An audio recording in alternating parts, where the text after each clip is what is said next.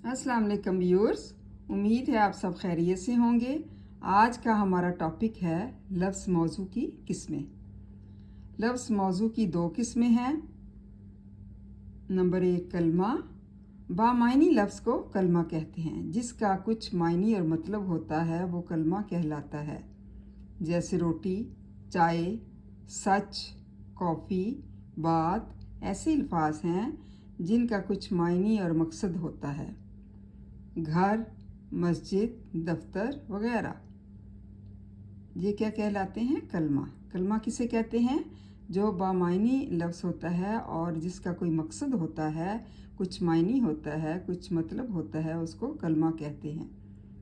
जैसे है रोटी खाई जाती है, चाय, सच, कॉफ़ी, बात और कई ऐसे अल्फाज हैं जो कि कलमा कहलाते हैं। कलमे में शामिल है मतलब या कलमा कहलाते हैं।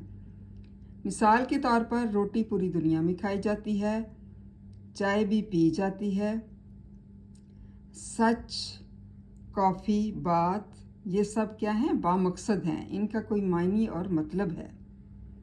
घर इंसानों का मस्कन है और जानवर भी अपने घरों में रहते हैं।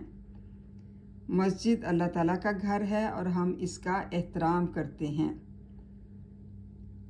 लोग रोज़ी रोटी के लिए दफ्तर में काम करते हैं। सब क्या हैं? बामकसद अल्फाज हैं, हम इनको कलमा कहेंगे।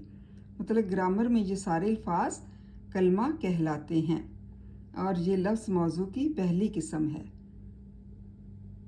उम्मीद है आपको इसकी अच्छी तरह से समझ आ चुकी होगी। इसको याद करें। थैंक यू एंड जज़ाकल्लाह खैर।